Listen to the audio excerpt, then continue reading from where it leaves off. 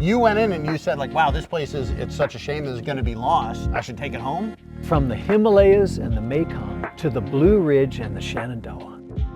Hello everybody, welcome to Tea Time with Jesse, a very special episode with John Flower at a very special place. John, where are we?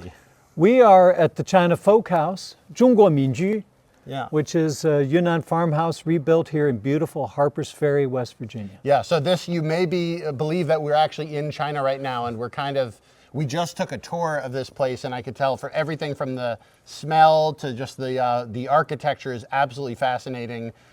John and his team have moved this house from Yunnan, which is unbelievable, and it makes it a perfect place to be able to have some tea. We're about to learn how you did that and hear the story. I'm very excited to be able to share with everybody. But before we start, we gotta have some Yunnan tea. Let's do it. That's how we do it. So I'm gonna have some raw pu'er. This is me and my friend Dui Dui's raw pu'er.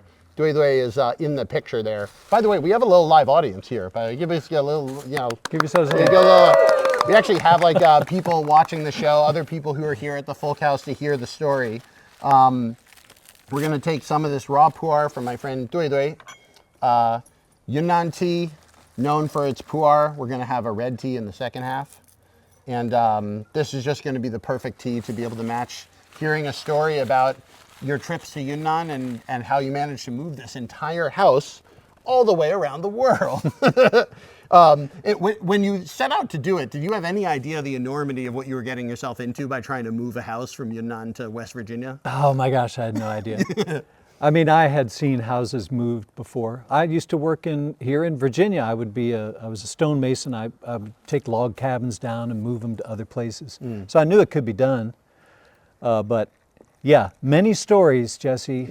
Many stories. Many stories for sure. So let's start at the beginning, I suppose. Who are you? Give everybody a little bit of an introduction and sort of how did you find yourself in China in the first place? Well, I'm a historian, and my wife, Pam Leonard, is an anthropologist, and we did work for a long time in Sichuan province. We went to Sichuan beginning in '91. And lived in the countryside there, in a village called Shakou, west of Chengdu. And so when we were there, we did a lot with houses, because houses are kind of texts of everyday life, right? And so that was part of our research. And then after I moved, I used to teach at UNC Charlotte, and then we moved to Washington, D.C. I took the job as Director of Chinese Studies at Sidwell Friends School, which is a Quaker school that has a long, storied past of engagement with China. So I took that job as Director of Chinese Studies, and then we started to take students to China, first to Sichuan and then to Yunnan. High school students? High school students, yeah. High school students, and a lot of them taking Chinese language, and great kids. What's it like leading high schoolers around Yunnan? Oh, it's great. Is it good? Oh, it's great. You know, high school kids have a lot of intellectual maturity, but they're still fun. You know what I mean? Yeah. You get too far into academia, you lose the fun. Yeah, they definitely keep it fun. Well, I think high schoolers are curious in a way that, you need that curiosity. The people who are curious in China, I feel, do better. They find the fun stuff, they find the thing that makes them want to stay and keep on fighting through the difficulty of learning the language. Yeah, and they roll with the punches because they don't know what to expect. Yeah. So that was fun, and we started working with the Lindens, Brian and Jeannie Linden, and we started to take students to Shizhou, beautiful Guzheng, old town, and we had the students study houses and study temples, and that developed into a semester-long program, which is fantastic, and they apprentice with craftsmen. Oh, wow. So silversmiths, wood carving, felting, tie-dye, all that's great stuff from Yunnan, what they still do. Cheers. Oh. Here's a sheng pu'er. It's got a little astringency, a little sweetness. A little sweetness at the end, yeah. Just good Yunnan. Brings me back to Yunnan. Every time I get that smell, this is the smell that I'm like, oh yeah. In Yunnan. So very spiritually, kind of now with the house and the woods around. You kind of get your back sense there. around your sights, sounds, and smells. Yeah, it's great. So you're taking the kids around. They would apprentice, and how did you Yeah. find people that would take American high school students as students to teach them traditional crafts? Well, we were there for 4 months. So the idea is we went to one community, we went back year after year. And so they got to know us, they got to trust us. And we had great local people. Yang Wen-do, our local coordinator, he is a Bai, ethnic Bai person from Dali, and he was fantastic. He set it all up, basically. But the community knew us because we were there for such a long time. And then, I had them there for 4 months, so a part of that, we would go up onto the plateau. We would go up to Shangri-La, go through Lijiang, Tiger Leaping Gorge. You've done that road. Yeah, so the coolest thing about Yunnan is one of my favorite places in the world. And part of the reason is because it's at this really interesting geographical place where if you go to Kunming, the main capital city, if you head south of there, you get to tea trees, elephants, like real tropical Southeast Asia. And if you go north and west, you get into these amazing mountains and up into the Tibetan Plateau. Yep. And in both of these areas, both the south and the north, you wind up in all these places where it's not all ethnic Han people. Right. And so there's a lot of intermixing of cultures, and Yunnan was the borderland of the dynasties. Right. And so you would go up onto the plateau with the students, and where did you go? So we went northwest Yunnan. We would go through Lijiang, Zhenchuan, Lijiang, and then up to Shangri-La, Deqin, and we would sort of follow the Jinsha River up, and then we would cross over Meili Xueshan, the beautiful glaciers. I want to go there. Fabulously beautiful. And then you get into the Lansangjiang, the Mekong River. So we would go up the Jinsha and down the Mekong, and stopping along the way. Tremendous diversity, ethnic diversity, ecological diversity, amazing. So in the course of that, we went to the town of Sizhong, and they're building a dam there on the Mekong. And about 30 houses were going to be inundated, so we went down below the inundation line So that when they they marked. flood it was like a valley? Yeah. Or, so they would flood the valley for the dam, and then certain houses were below the inundation line. Right, and I mean, you find that all over Western China. So along the inundation zone, we walked past that gate right there, and Mr. Zhang Jianhua opened the gate and saw a group of us, obviously from somewhere else, invited us in for tea, You just could like tell we're you doing. weren't like local. Yeah, you people could were- pretty much figure it out. Didn't know But his where you were instinct from. was, oh, you're not from around here. Yeah. Come into my home and have tea. Oh, there, yeah. Yeah. So this is So this is perfect. We are this is perfect. reenacting. We it. are reenacting. I guess you're Zhang Laoshi and I'm you. Then. Well, then you would say something like, oh man, Oh man, 太漂亮，太漂亮这个地方，太可惜。太可惜了，这个地方要淹掉。哎呀，怎么办？哎呀，怎么办呢？我把它带回家怎么样？带回家怎么样？好啊。Yeah. So this is to reenact this. So you went in and you said like, wow, this place it's such a shame this is going to be lost, and I should take it home. Is that I what just you- like, man, I wish I could take it home with me. Yeah. You know how you say it. Yeah. Just polite. Yeah. And he said, okay, We can make that work. yeah, Wow. 可以。 And so what was the moment? Did you have like a moment in that conversation where it kind of switched from being like playing to like, wait a minute, like, That was the beginning of several conversations. And we both were thinking about it. Like, how could you do it? He had to think about permits and permissions and stuff. And I had to think about, well, can we really do this? And I didn't want to just take the house. I wanted to really understand the house and its setting and its community. So I went back with the group, and we were there for 3 weeks, and not a real long time, but enough time to go around and interview people and understand the history of the place and how diverse it was. And it was only at the end of that we decided to, well, let's try taking it down. do it. Had you ever moved a house before? I know you said you had been around. You knew it could be done, but had you ever actually moved a house? I moved a log cabin Okay. years ago, Yeah. 40 years ago, more than 40 years ago. I moved a log cabin. Did the people in the cabin knew you were moving it? Or was it a surprise? Oh, they were gone by then. Let's just say it was just sitting there. So it was a log. Tell me. So you moved this cabin. Did any of the past experience of moving that cabin kind of make you think like I can do this? Yeah. You did. Yeah. So even though it was a more basic log cabin, you're like, well, it's more pieces, but fundamentally.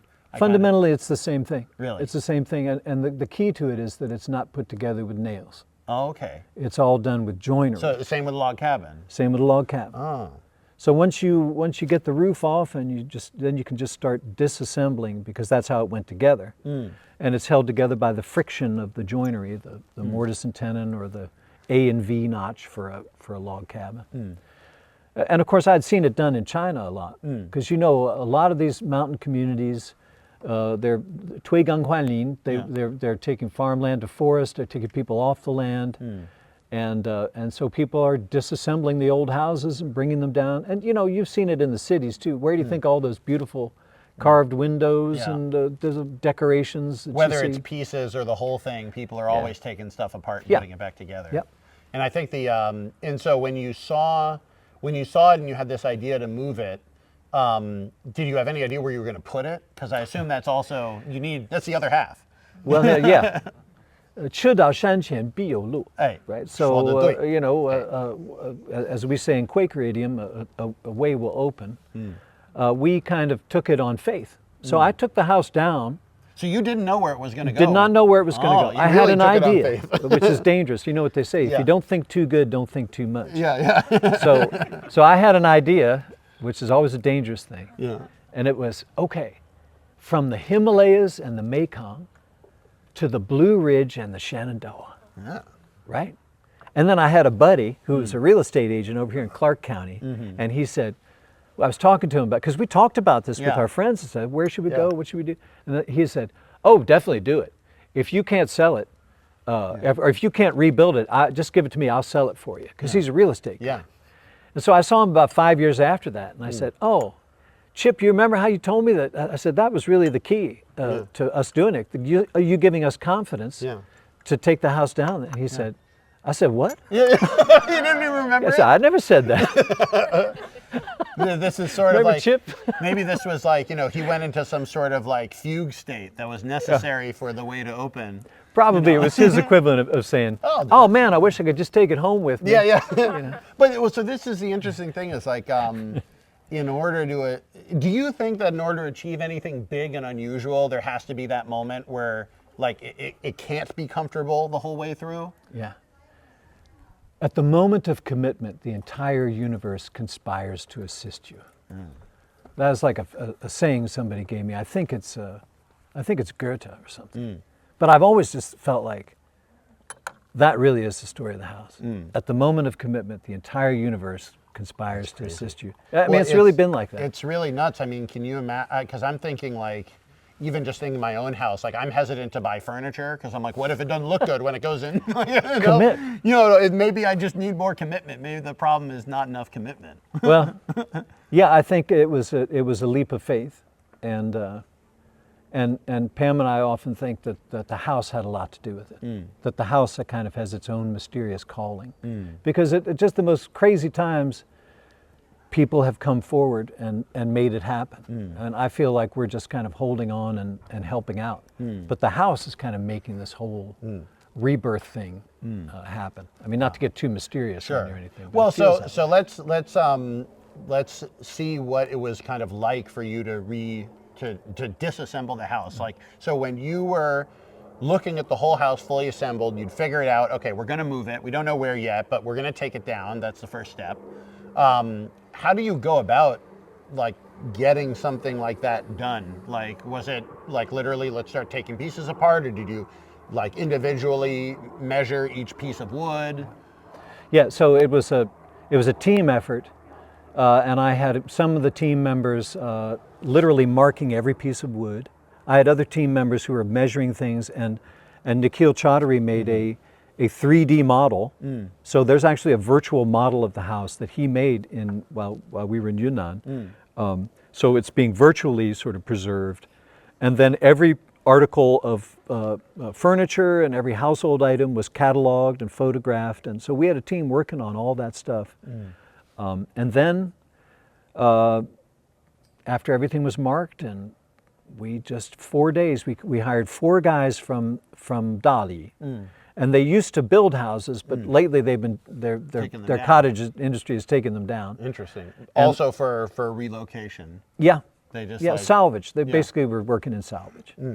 And Yang Wen-do, who is our hero, he went and got them, and the 4 of them and all of us, there were 5 of us, we spent 4 days, and we took everything down, took it all apart, wrapped it up, packed it in 4 days. How do you get it out of there? Because the roads in Yunnan are not like great. I'm assuming that this was not right off the highway. For those, there is a movie done by a wonderful filmmaker. It's his first film, Peng Yong, and is a film on our website about taking the house down. And yeah, you can really see that it was a hairy thing. And the guy, the truck driver was from Tianjin. So he drove down this road, and the whole time he had this phone out because he's like, "Hey, you guys at home, look at this. Look where I am. This is nuts." The roads, by the way, for when I was last there in Yunnan this last summer, we went and did tours of all the different tea mountains, and my entire time in Yunnan was on these little windy roads. And my friend had rented this big Lincoln Navigator. It was like a boat of a car, and every time we took a turn, I was like, this is how I die. And then we came out and we're like, oh, we survived that blind turn. And then 30 seconds later, we had another blind turn. I'm like, this is how I die. And it was like that for 8 hours in a row. You go to these really out of the way places. So there's long pieces of timber here. You can disassemble some stuff, but looking at even just the main beam posts, these must have been a real hell to get out of there.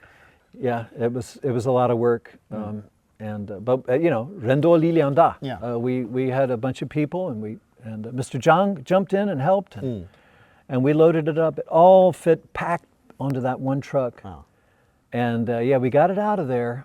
But there's watch the movie. We'll watch it. We'll maybe watch cut it in crossing some the clips bridge if at they the let end, us. and you'll see what I'm talking about. What did the locals think of you taking a house?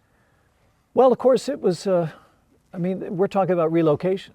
Relocation is always sensitive. This Mr. Zhang was the first person to agree to relocate, and his son worked for the Shangri-La Public Security Bureau, so he wanted to do what was being asked of him and sort of be a model of that. But of course, not everybody wants to go.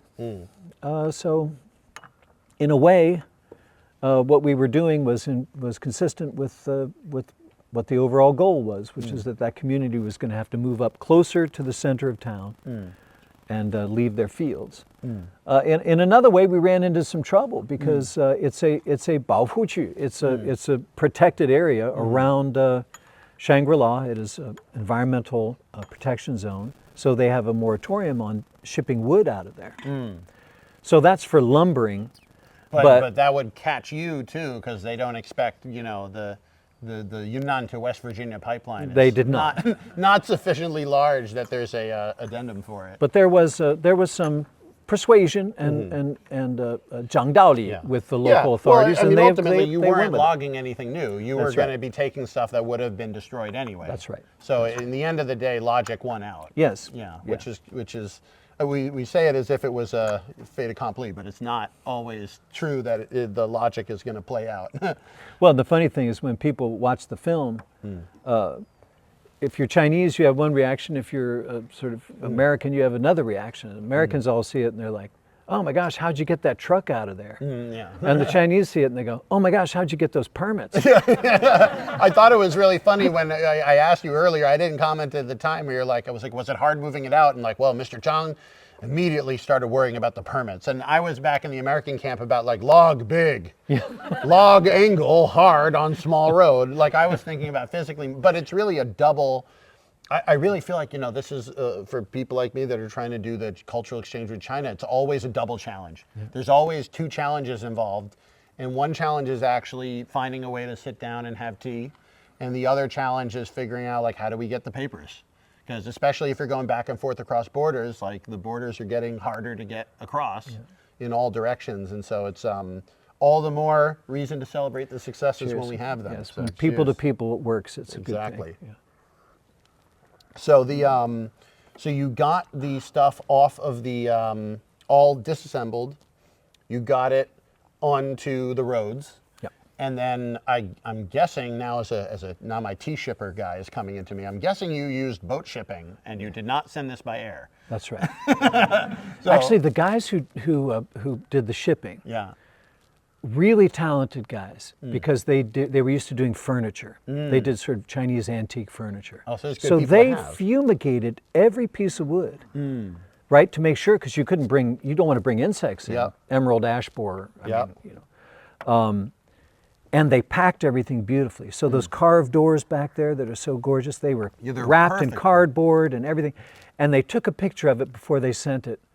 They had it from front to back, from bottom to top, just no airspace, just Wow. completely packed. And they took a picture because they were so proud of the Real job. they did. professional. Yeah. It's actually like one of the challenges of tea stuff. It's like one of the reasons tea stuff is so hard is that it's fragile.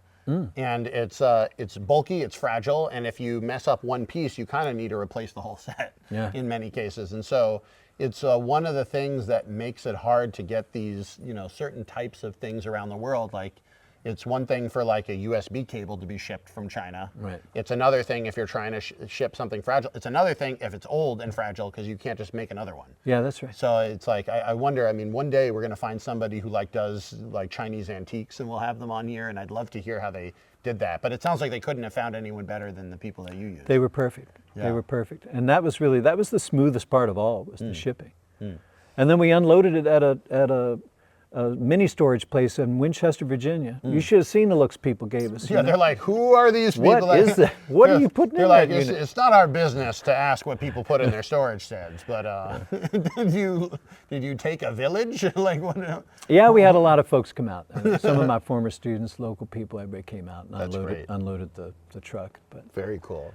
yeah. So it came to the port in Virginia, is that right? Or where did? Baltimore. In Baltimore. Yeah. And then you shipped it from Baltimore on a truck up to here. Yeah. And then what is this land that we're on right now? How did you find the land to put it on? Well, we were going to put it on a place next door that was with Shenandoah University, but it turned out to be a Civil War battlefield, because we are right in right where Virginia and West Virginia come together. Very historic area, very beautiful. So we couldn't do it at the university site there, but they told us about this other place where we are now, the Friends Wilderness Center. Well, I teach at Sidwell Friends School. That means it's a Quaker organization. So the house is rebuilt on a Quaker nature preserve that's on the very edge of the eastern panhandle of West Virginia, 1,600 acres, that connects the Appalachian Trail up there with the Shenandoah River. So you know that song, West Virginia, Almost Heaven, Yep. Blue Ridge Mountain, Shenandoah River? Yep. That's where we are. That's where we and are. I bet you took a country road to get here too. didn't Yeah, you? we did.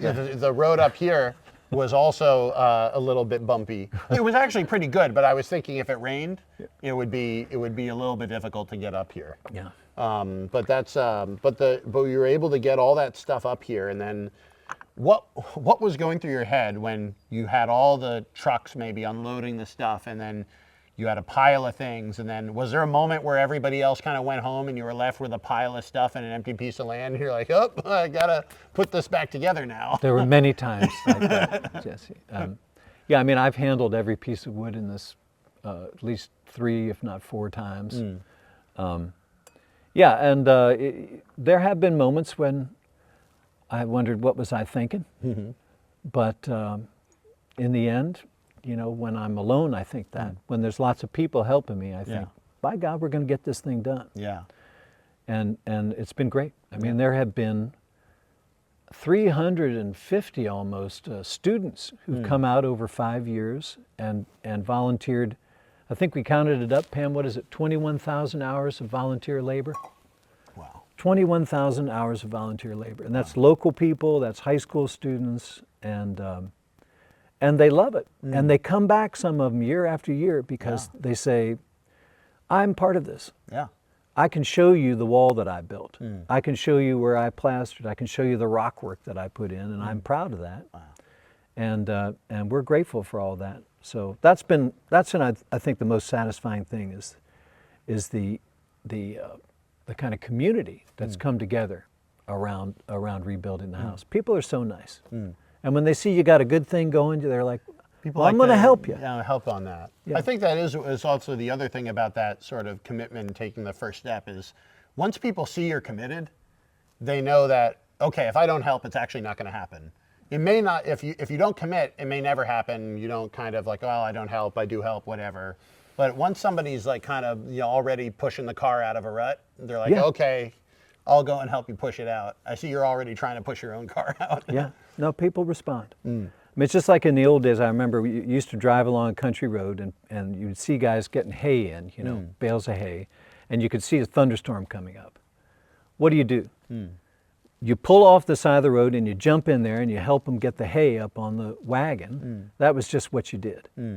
And that kind of like responding to someone on that sort of level, this person needs help, I'm going to help them out. That's what's built this place. So I'll tell you a quick story. Yeah. I think I told you already that the actual raising of the timbers of the house, I was supposed to get guys from Gentran, the original carpenters. They were supposed to come over. They didn't get a visa to come over, so we were kind of stuck. So you tried to help them get the visas and it didn't come through. Didn't come through.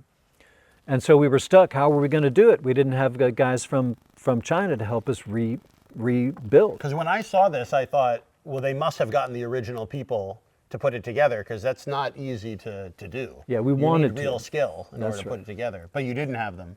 We didn't have them. And so what could we do? Well, it turned out that these guys from the local Timber Framers Guild, West Virginia Timber Framers Guild, they came out and for 2 weeks they volunteered. Wow. And they raised the house. And the whole time they were thanking me for bringing them such a fun puzzle. This is so cool. Thank you so much for bringing this. It must have been just right at what a puzzle is a good word for it because it wasn't like you had those IKEA instructions. No instructions. Like with a 1 and a 2 and then it also were they what did they think of the technique of the thing because it was built using it's not like Western framing technique, right? That's right. Yeah, they could tell that post A went into beam B. They were marked, but they put them together and they were like, how does this fit? And then they figured out, it was really interesting, they figured out you had to come in at an angle and then you would slip it in and that interior dovetail made it fit. They'd never seen anything like that. So it's exactly what they do, timber framing, mortise and tenon, but a completely different method of doing the same thing. So that's why they thought it was so cool. That's really cool. It's almost like we don't have any alien contact or anything like that. But I guess this is sort of the closest you might get to that. If you were a timber framer and you found an alien civilization with another timber framing technique, the problems are the same. The wood is similar, but it's a different way of going about it. Yeah. Do you think? And so the whole thing is built without nails. Is that The whole right? thing is built without nails. It was built without electricity, so it's all hand hewn, hand sawed, hand carved, and of course it's not old. It was built in 1989, but that was before they had electricity out in this part of Yunnan. Yunnan is really like the Laobanzhang, the village that I went to where we get this tea from. Laobanzhang, they got electricity in 1992. It's out there. Yeah. So the building was built without electricity. Are you planning on putting electricity in? Do you know how you might do that? Yeah. So of course, as soon as they got electricity, they put it in. Yeah. So we're going to put electricity in, but I want to. One of the themes that we want to explore here is sustainability, because these traditional architectural techniques, mass timber, rammed earth, the situation of the house according to feng shui, where it's zuo bei chao nan, and I can show you the line of where the sun hits, where it's shaded in the summer and the sun goes into the house in the winter. All of these older techniques are really a kind of traditional sustainability. So we want to keep with that theme and use solar power, put solar panels in the back, not on the top, but in the back, and then run solar lights so that we can develop the house as like a museum of everyday life, so that you can see the furniture and the tools, and each room will be like a chapter with ethnicity and kinship and religion in the house and the architecture of the house, so that people can come and visit and they can stay out here, so they can kind of live here. We want it to be a living museum, but we also want it to have that really strong sustainability theme. Can you get enough power from solar panels to power something like that? Oh yeah. Yeah? Yeah, yeah. The lighting should not be a problem. Okay. So, That's really cool. yeah. So there's many stories that I still want to talk about the house, but we're going to take a little bit of a quick break, get to the finishing of putting up the house, and then talk a little bit about the types of ethnicities and cultures that kind of built the area that we're sitting in, because I remember that was one of the coolest things I thought of just from being in this courtyard. You were able to show some of those details. Cool. We'll get right to that in just a moment. I'm Jesse. I'm John. And we'll be right back.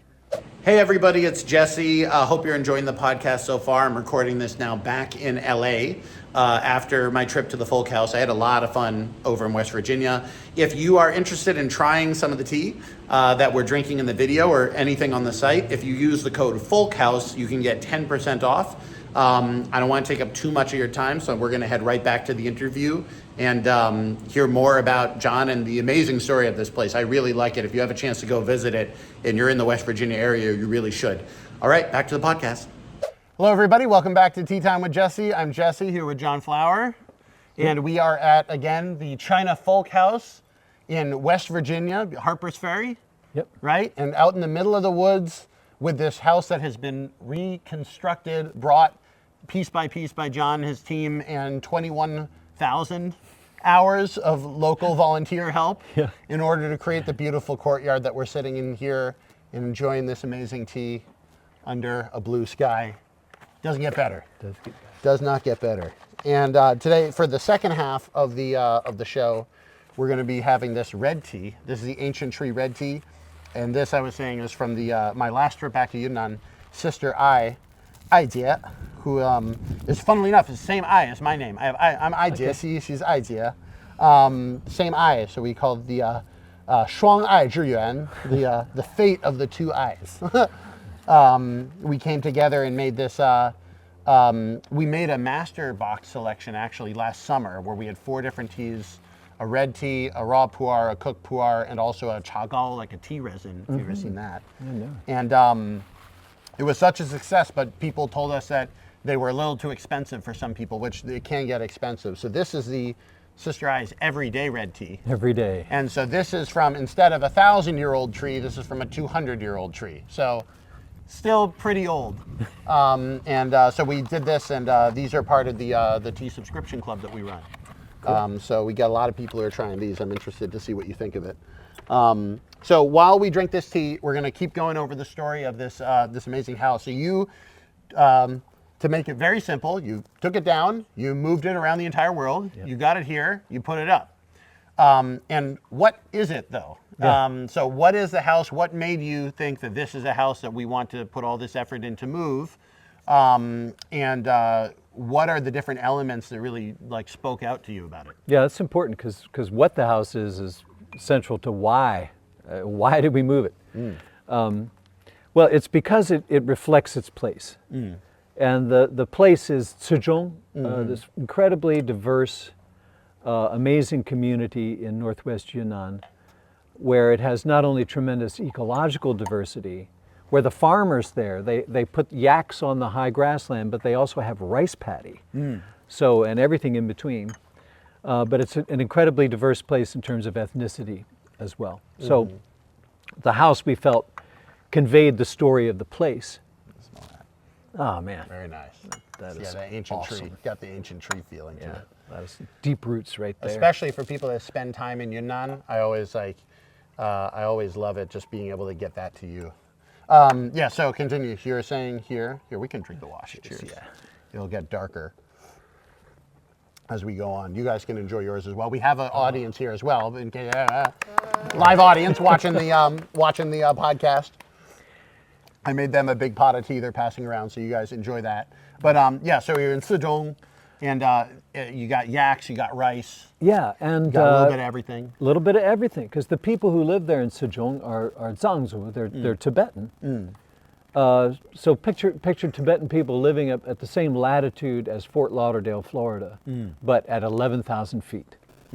And this is one of these places in Yunnan where you have lots of different ethnicities mixing. So the town has Tibetan people, the old Tusi back in the days of before the revolution. The headman was a Nashi, ethnically Nashi, and the carpenters who built the house were Bai from Zhenchuan, Baizu. So for people who are watching that maybe are not China scholars, a lot of times you think of Chinese people, you're thinking of Han Chinese. Right. But there are actually different ethnic groups inside of China. Yeah. And especially is one of the fun of going to Yunnan I find the closer you get to the borders, generally the more of them there are. That's right. And so this is way up so this is on the Tibetan plateau, but not in the province, or in the, not in the province of Tibet. That's right. It's in northwest Yunnan, up in that border, right between Burma. So if you go over one mountain range, you're in Burma, Sichuan. So it's right on the border. Right on the border. Oh, wow. And there are 26 different minority nationalities in Yunnan, and there's 8 of them in Suzhou. Wow. And the house kind of reflects that. Do the people live together well? Yeah, they each occupy a certain ecological niche, but those all come together in these places with really tall mountains, really deep river valleys, and look at that color. Nice. Yeah, so the people were Tibetan who owned the house. Mr. Zhang was Tibetan. The carpenters were ethnically Bai. The house design with the deep upper porch and everything was Nashi. And then Mr. Zhang really liked the Han style of courtyard, so he made sure that the kitchen building would be off to the side. So we have a kitchen there, and we have a courtyard that we're sitting in right now. So it's got Tibetan, Nashi, Bai, Han, and it reflects all that. But the most interesting thing about Sejong was, I always show people, if you look up at the very top, I don't know if you can see it. We'll cut in a shot of it. Yeah, there's a cross at the very center top of the house because they were Catholic. There were French missionaries who came up the Mekong River in the 1860s and built a church in Sejong. Wow. And so the people who lived there, about 80% of them are Catholic. Is the church still there? The church is still there. Really? It's very much the center of the community. Really? Yep.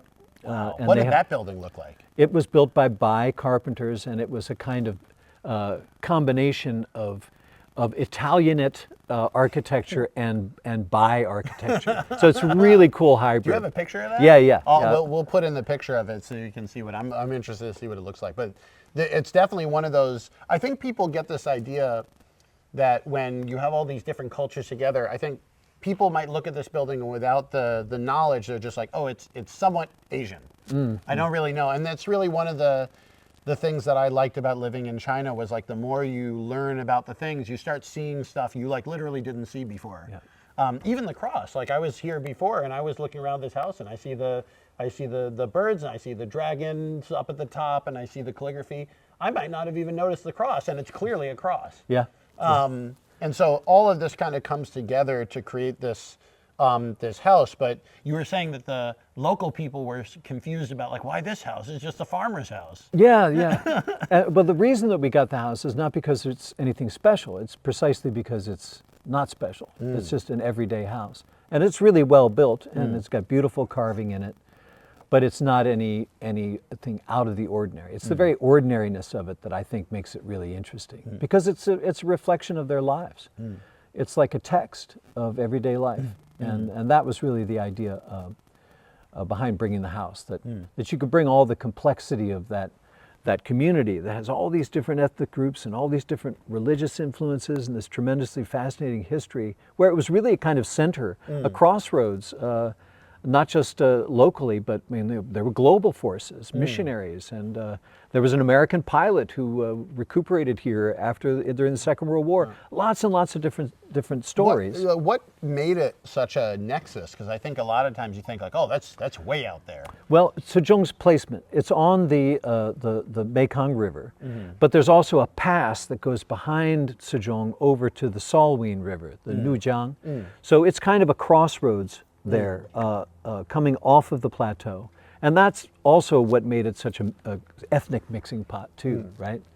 So geography, history, ethnicity, ecological diversity, all those things are kind of inscribed in the house. Do you have any idea why the missionaries that went to put up the church in the first place chose Sejong?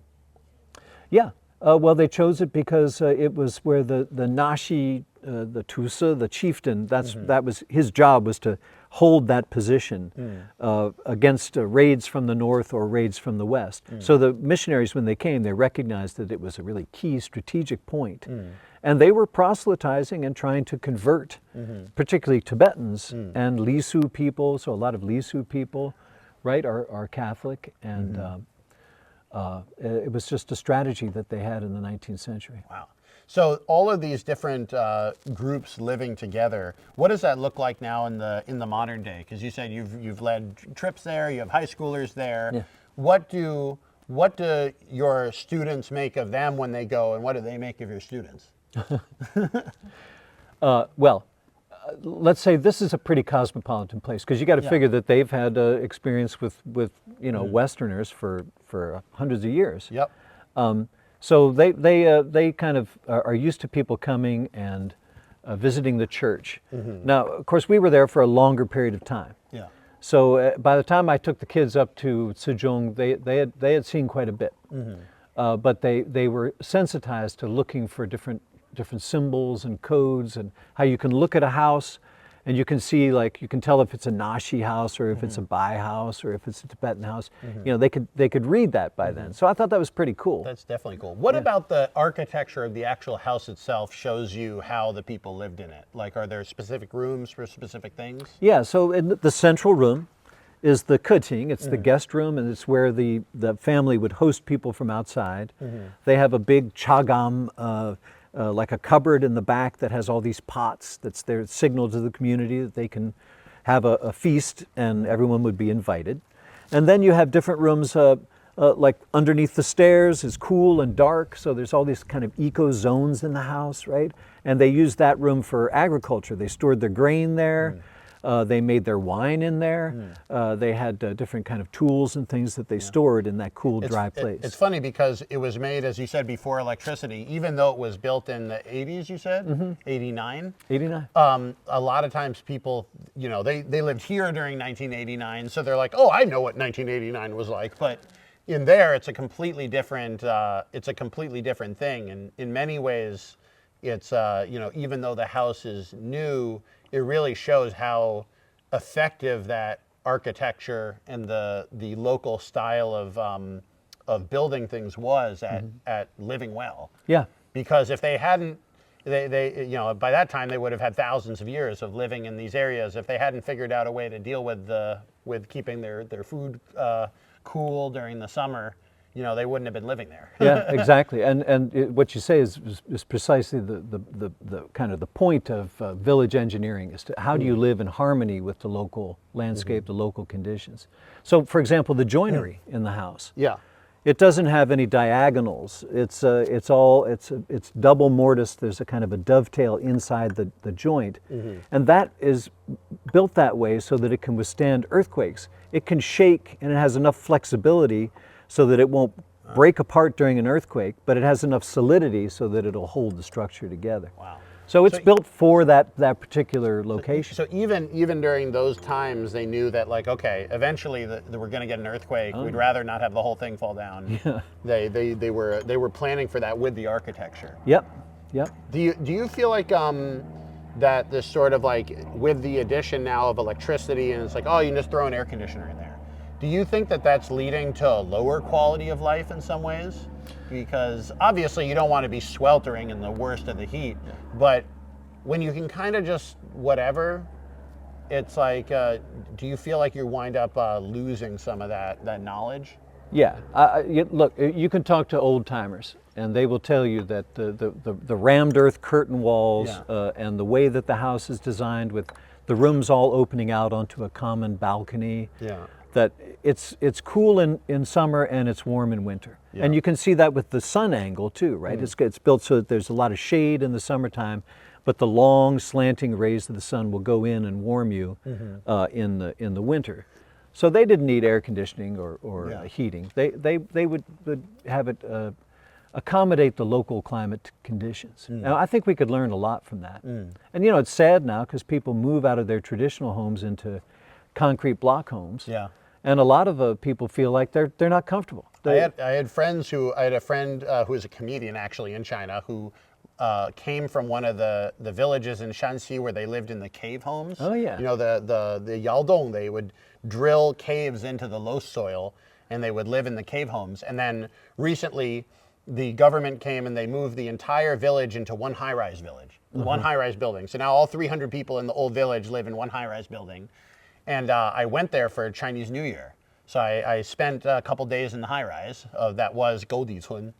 And I asked people about it and they said, in some ways, yes, it is nicer. The water flows better. You don't need to go to if it got really cold, you can turn up the heat. But on the other hand, it doesn't feel like I'm living in a village anymore. It feels like I live on a hallway with some other people. Yeah. And there was something about having not just more of your own space, but the interaction between the different pieces of the architecture that made it feel like an actual community as opposed to a way to house the maximum number of people. Right. And old houses were, they were intricately linked with agriculture. Yeah. The house was an agricultural machine. So everything from the courtyard here to the place where you store the grain, to the space up in the roof where they would put grass and grains to dry. Yeah. In the tea villages that we were just in, like in the same villages, you would see a lot of people, the roofs of their house are like they had a top floor which was kind of the roof, but kind of not anywhere you'd stand for a long period of time. But they would have rushes laid out, and they would be drying the tea leaves out in the front, and it was like everybody, you got to have one. It's almost like they built the whole house around. Well, we need a place to do the agriculture anyway. We might as well live as close to it as possible. It's almost like it's the opposite. Rather than having the stuff around the home, it was that we had to have that agriculture going on anyway, and we might as well live near it. Yeah. Well, it was an integrated life. Yeah. Right? And that's being lost. What about the locals here in West Virginia? Because you had said that you had some people from the Timber Guild come over, and there are even other places in the back that you had said have been built with local wood, but with the traditional joinery. Yeah. What are the locals here in West Virginia thinking about this house? Well, they like it because the Timber Framers Guild guys, they like it because it's what they do, but a different method, like we talked about before. So they actually learned that particular kind of joinery with the double mortise, and they said, okay, we can design a bunkhouse using that Chinese method, but we'll use West Virginia oak and our own guys. And they actually taught our students last summer as apprentices. So students built 2 of our 3 bunkhouses back there. That's great. But it's a unique building. It's like local timber, local craftsmen, but a Chinese design. Wow. So I think, they're learning. Yeah. And they like to do, nobody wants to do the same thing all the time. Yeah. Right? You want to learn different things, you want to try different things. And so that's the great kind of cross-fertilization that we've been able to do here, which has been wonderful. And so another example is we had Chao Tian come. She's an incredible yangqin player, and she's up here playing with bluegrass guys and Irish guitar player. The courtyard might have originally been for agriculture, but you can do a show here. Heck yeah! Yeah, you can do a square dance too. Yeah. You got everything you need. It's and so what was that like having the bluegrass and yangqin together? It's great. Yangqin is like a hammered dulcimer for people who don't know. It's a great instrument.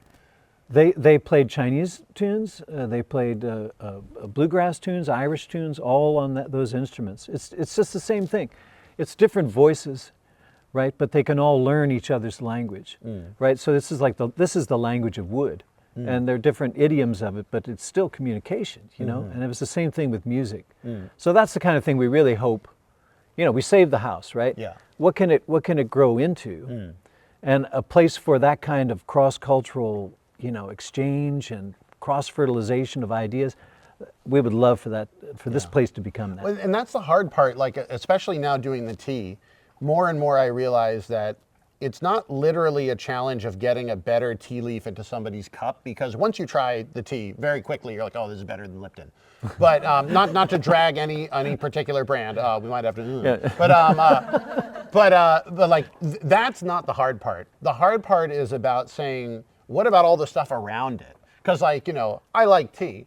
But the thing that gets me excited about sharing the culture is not literally the stuff going in my mouth. It's all of the other things. The idea that, like, you know, this is my idea of a great afternoon. Come out in the nature. Somebody who's done something really interesting with the Chinese culture, mixing it with the American culture, sitting down, having tea. Like, this is great. I'm having a great time. and that sort of thing is so much more than literally like which leaf is better than the other leaf, because to some degree even that's a personal taste. But all the stuff around it is hard to get across. Were you worried that you would move the building and then it would just be a building somewhere and you wouldn't be able to get the rest of it there? Oh yeah, absolutely. In fact, that was some of the most perceptive questions that were asked us by different folks was, okay, you moved the house. But a house only has its meaning within a context, right? So you really need, as one guy put it, it takes a village, right, to make the house. And I said, I think that's right. But in this case, it took a house to make a village, because we have so many people who came out. So in a way, it's not exactly the same thing. It's never going to be the same thing. But it is kind of the same thing when you think about how a house works to bring people together. Right, so that's what's happened here. It's almost like a Lucian, like, you know, the earth used to have no roads, and then when many people walk one way, the road is made. Yeah, road is made. The coming together of the people, was this something that you directed, or did you feel like it was directing you? Oh, we were riding it for sure. Yeah, I mean, from the time when the timber framers came out, I didn't know that was going to happen. Yeah. And here they came, pickup trucks and vans all rolling in. I did not know that was going to happen. So even here today, how many people did we have here today? Yeah. We had 5 tables of noodles. Yeah. Very good noodles, by the way. Cut to the noodles. Yeah, right. we have noodle footage. So spontaneity, right? Yeah. I mean, a lot of this has taken a lot of planning. I'm not gonna lie. No. It's been a lot, but it's the spontaneity, the serendipity, you know, the 巧合, the 缘分, all that stuff that's really made it happen and made it really satisfying. So What do you think the next step is then for the house? Because you got the house up. Are you completely finished with the house, or okay, not yet? one big challenge. Yeah. Okay, one big challenge, and here's something for your listeners. Yeah. The people in Yunnan heard that we were doing this, and they responded so warmly. And they sent us a lot of stuff about Yunnan architecture, an exhibition that we have now at the house. But the other thing they sent us was 14,860 roof tiles. I have to find out how to put up 14,860 roof tiles.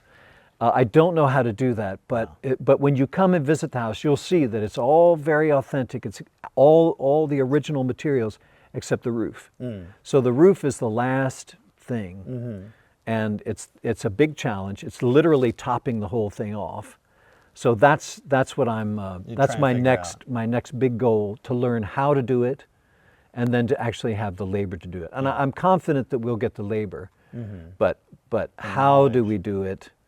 Yeah, the knowledge. Is it a specific type of roofing knowledge you're looking for? Or does it have to be like, oh, if you're like a regular roofer, you'll have no idea how to do this, or is it like, oh no, it's tile, essentially? It's tile, but it's specifically a Yunnan traditional roof tile that's laid out on pole rafters. I think I have an idea, but there's some aspects of it that I need to learn. Yeah. And I'm going to try to go back this summer and try to learn something. And then, yeah, I mean, I got a quote for a professional roofing company to come in and do it. Yeah. $98,000. That's not going to happen. That's not going to happen. But I have a lot of, it will take money, but it will also take a lot of labor and expertise. So it's the expertise that we're kind of searching. So I was saying we have a very widely distributed audience. So if you know anything about traditional Chinese roofing, which it sounds silly, but like, you know, you never know who's out there, or if you have a friend who does that, let us know. You can private message me, or you can message the China Folk Team House. I think that China Folk House team. And you know, potentially even once you figure it out, you might need help with if you can find labor, if you need volunteers or whatever. There's always ways, I'm sure, of continuing to be part of the project. Yeah, yeah. So it's it is one of those things where it's almost like the building of the house created that second village. And hopefully you have open door to the village. Like the village is not closed, right? Oh, it's an open door. Y'all Open come. door. Very, Y'all very come. cool. Yeah. Well, it's been really nice to be able to talk to you about the making of the house. I wanted to finish off with a couple lightning round questions. Okay. So I'm going to ask a question, and I'd say one sentence answer. Try not to go further than that. We'll see if we get it. Okay. I'll do my best. All right. What was the hardest part about moving the house? The hardest part about moving the house. There's a lot of hard stuff. You got me once. Okay. Yeah. Okay. Let's try this again. What was the hardest part about moving the house? Marking everything and making it so we would not mess it up when we rebuilt it. Oh, I'll take a moment to do a little aside on that, though. How did you do that? More than one sentence? Yeah, you can have more than one sentence. How did you make sure that you put it back together in the right way? We marked every single piece of wood and made maps and diagrams. Marty Fair led that effort, and that was crucial. But that was the hardest part. Wow, very cool. What was the most fun part about moving the house? Loading it up on the truck. Yeah, that was good. That was good. What was the part where you felt most like this is not going to happen? When we were waiting for permits. Oh, it's the worst. Sat around waiting. You'd much rather like move piles of stuff back and forth aimlessly than wait for permits. Under my control. Yeah, exactly. Not my control. What was the part where you really felt like we did it? When we had kids come out that first year. Yeah, I felt like that made it happen. that did it. Mm-hmm. What is for somebody that wants to get into learning about architecture in other countries, how do you do that? Well, I think you look at it from the craftsman perspective, right? Not just the designer, but actually the craftsman. How do they do it? How do you convince traditional craftspeople to tell you what they do? You watch them. They don't explain. They say, I do, you watch. Very good. And then last thing for somebody who's just interested in learning Chinese, what's the best way to start learning Chinese? Go out, make a lot of mistakes. Take a notebook, write everything down. Very good. I like it. That was good answers. You scared me with the first one, not being able to come back with it. The rest of them were really good. I'm a teacher. One sentence, really come good. on. But and then also before we head out, I want to ask, what do you think of the tea? What did you like about this tea? Oh, I love this tea. This is smoky. This has depth. Yeah, it's delicious. The ancient tree red tea has this sort of like, I don't know exactly what it is. It's almost like, I called it a funk. I don't know if that's really what it is. Oh yeah, the funk. It's got like a depth of it to it in the middle of the taste that just stays in the aftertaste. A lot of the people they talk about, like people talk about tea, they talk about the taste. A lot of the tea people, they talk about the huigan, the aftertaste. It's sort of like what comes back, like sort of this sweet. In this case, it's almost a little dry mouth, like a little dry flavor, but not bitter at all. Not bitter, very sweet. Yeah. And even I bet the pot that's been sitting there steeping for whatever 40 minutes, I bet that's not bitter either. So that's so it's very good. I'm very, very glad to have been here. I'm glad to have been able to make the trip. This was about an hour something ride from DC. Yeah, we're 90 minutes from DC, and I encourage folks to come out. And actually, I encourage people to sign up on our website, and we can get updates on the project. We have cool events happening. Yep. We're at chinafolkhouse.org. You can click on the Get Involved button. We'd love to send people out information about what we're doing, and of course, we love donations. But if you can donate your labor, that's great. If you could donate money, we sure do need it. Yeah, so, we have a lot of friends. There we go, China Folk House donations. Thank you very much. It really is. It's a great project, and I think I'll just say on my side, it's normally when I go to DC, I hear a lot of downer stories about U.S.-China. It's like, D.C. is not the place to go if you want to hear good news about the way that the U.S. and China are working together. And this is like literally a refreshing breath of fresh air, is to kind of get out of the swamp a little bit. And then when you realize like this is with the tea, it's with the comedy, it's with all these things. When you can get the people working together, you can do amazing things. And the exact value of which is never exactly clear in any given moment. But would I rather live in a world where we're sitting out in a courtyard under a blue sky, drinking amazing tea next to a great house with fun people, or just be fighting? You know. And this is kind of I'd rather more things look like this. So I really I'm very glad and thankful to have seen the effort that you put in here. And you know, it's definitely after my own heart in the way of going about doing the China stuff. Thank you for helping us tell the story, Jesse. We really appreciate it. Thank you. So we're going to see you guys later. Again, thank you for everybody. If you do not know, Jesse's Tea House, my website, we support the site by getting you guys really great tea. All of the teas that we drunk and the tea equipment is available on the website, jessesteahouse.com. And thank you so much, John, for your time and attention. Thank you to everybody in the audience. You can clap. Go ahead. We got the people like, oh, no. Go ahead, clap. Thank you all. I'll see you guys next time. I'm Jesse. I'm John. And we'll see you next time. Bye-bye.